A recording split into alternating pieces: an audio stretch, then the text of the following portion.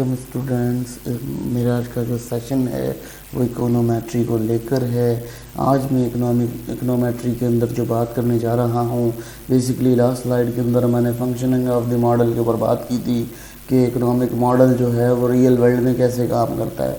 अब अगर हम इसकी जो प्रॉब्लम्स हैं वो देखते हैं कि फंक्शन करने की प्रॉब्लम्स क्या होती हैं, उन प्रॉब्लम्स को आज हम इस स्लाइड के अंदर डिस्कस करेंगे और आपको बताएंगे कि क्या क्या प्रॉब्लम्स फेस करनी पड़ती हैं एक मॉडल को जब हम रियल वर्ल्ड के अंदर उसे अप्लाई करते हैं। देखें, रियल वर्ल्ड के अंदर अप्लाई करने के लिए हमें बहुत सारी चीज़ें चाहिए होती हैं, जैसे स्टैटिकल डाटा होता है, हमें स्टैटिकल डिपार्टमेंट्स चाहिए होते हैं, तो और बहुत सारे स्टैटिकल डाटा के अलावा हमें बहुत सारी रिसोर्सेज चाहिए होती हैं जिन रिसोर्सेज से वो डाटा कलेक्ट किया जाता है। तो मोस्टली ऐसा होता है कि जब हम कोई अंडर डेवलप नेशन देखते हैं तो वहाँ पर भी ये प्रॉब्लम बहुत ज़्यादा कॉमन होता है और डेवलप नेशन में भी ये प्रॉब्लम्स बहुत ज़्यादा कॉमन नज़र आते हैं, हम जिसको डिस्कस करने जा रहे हैं। ऑफ डाटा इन्फॉर्मेशन में क्या होता है हमारे पास, सबसे पहले हम बात कर लेते हैं लॉस ऑफ इन्फॉर्मेशन। यानी आपका क्या होता है, आपका डाटा का इन्फॉर्मेशन के अंदर से जो है वो लॉस इस तरह से होता है कि जब आप एग्रीगेट लेवल पर स्टडी कर रहे होते हो किसी इकोनॉमिक वेरिएबल को, तो एग्रीगेट लेवल के ऊपर उसका जो डाटा होता है वो एग्रीगेट लेवल पर होता है, लेकिन हमें एक स्पेसिफिक मोमेंट पर जो है उसको देखना पड़ता है। तो वो तमाम इन्फॉर्मेशन जो स्पेसिफिक मोमेंट्स के ऊपर होती है तो वो इकोनोमेट्रिक मॉडल को फंक्शन करने में थोड़ी प्रॉब्लम क्रिएट करती है। तो इससे क्या होता है, इससे जो इन्फॉर्मेशन होती है कंसाइज इन्फॉर्मेशन वो आपकी लॉस हो जाती है जब आप एग्रीगेट लेवल पर उस डेटा को स्टडी करते हो, क्योंकि आपको जो है वो एक सिमिलर इंडिविजुअल लेवल पर डेटा को स्टडी करना बेहद ज़रूरी होता है, क्योंकि एग्रीगेट लेवल पर अगर आप स्टडी करोगे तो आपके पास क्या होगा, आपके कुछ वेरिएबल शॉर्ट हो जाएंगे, कुछ वेरिएबल की टर्म्स शॉर्ट हो जाएंगी, कुछ वेरिएबल ऐसे होंगे जिनकी जो पोजीशन होगी वो इतनी स्ट्रांग नहीं हो पाएगी, जिसकी वजह से क्या होगा, जिसकी वजह से आपका डाटा जो है वो उसमें से इन्फॉर्मेटिव वे जो है वो शॉर्ट हो जाएगी और वो आपको नहीं मिल पाएगी। अगर अब हम सेकंड ऑप्शन के ऊपर बात करते हैं तो हमारी ये बात का अंदाज़ा हो जाता है कि स्केल जो है,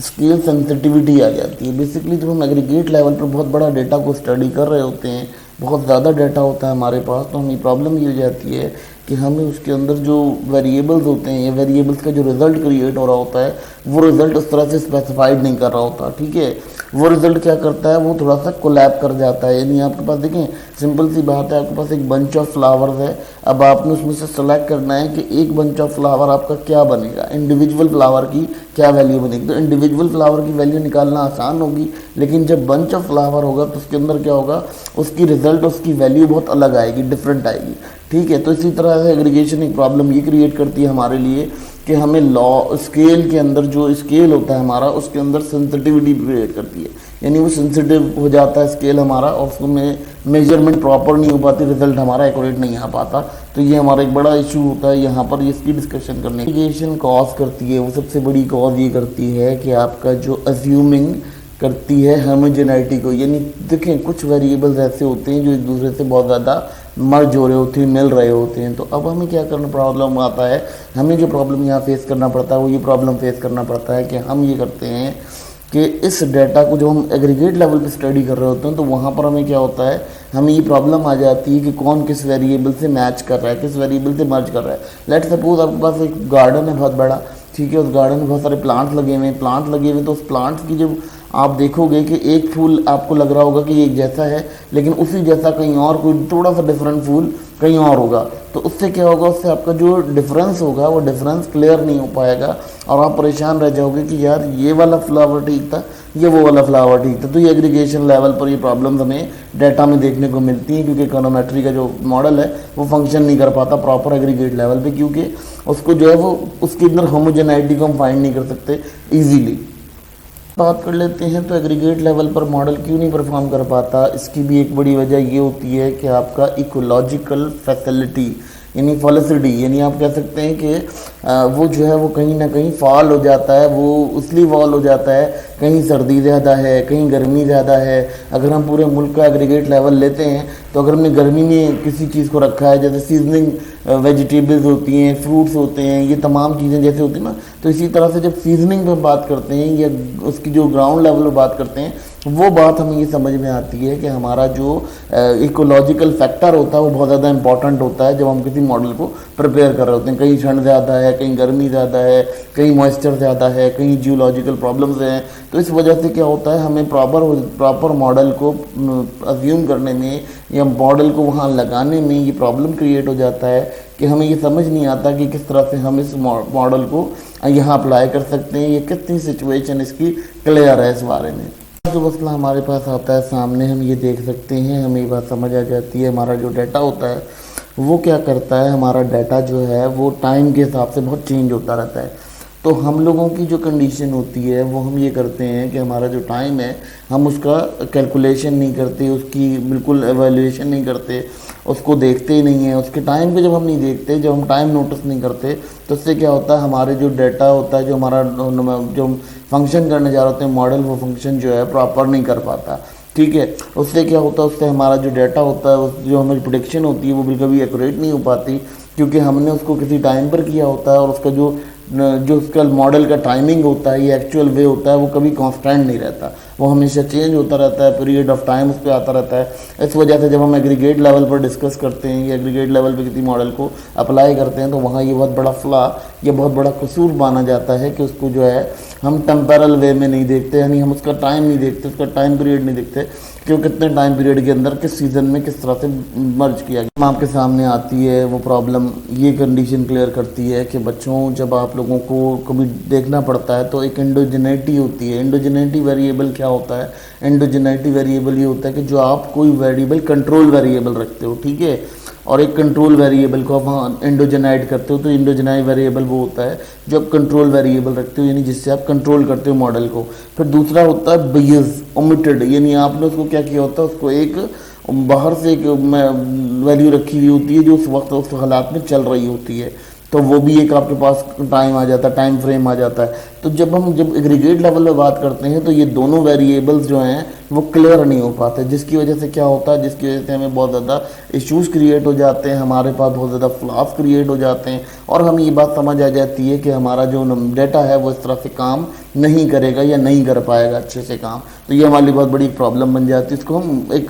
कह सकते हैं कि कसूर की तरह से हमारे सामने आता है। जो प्रॉब्लम आ जाती है एग्रीगेट डाटा के अंदर, तो वो ये सबसे बड़ी प्रॉब्लम ये होती है कि आपका जो डाटा होता है वो बहुत ज़्यादा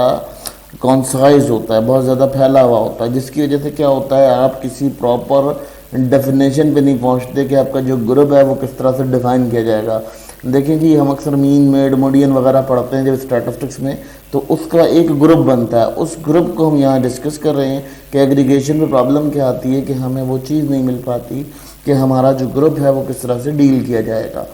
तो ये एक बड़ा हमारे लिए प्रॉब्लम बन जाता है, उसको हम प्रॉब्लम क्रिएट कर सकते हैं, हमारी प्रॉब्लम क्रिएट होती है और टाइम टू टाइम हम इसमें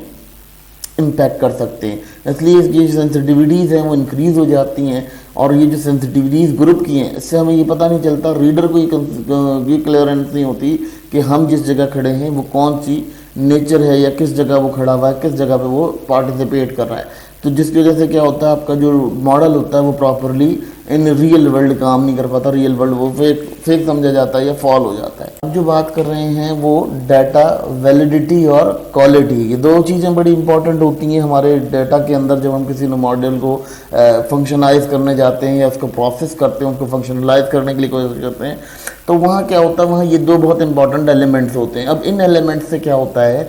इन एलिमेंट्स को लेकर हम ये समझ सकते हैं कि हमारा डाटा कहाँ पे जाके स्टेबल होगा या स्टेब्लिश होगा। तो बेसिकली यहाँ पर ये जो प्रॉब्लम हमें क्रिएट होती है वो डाटा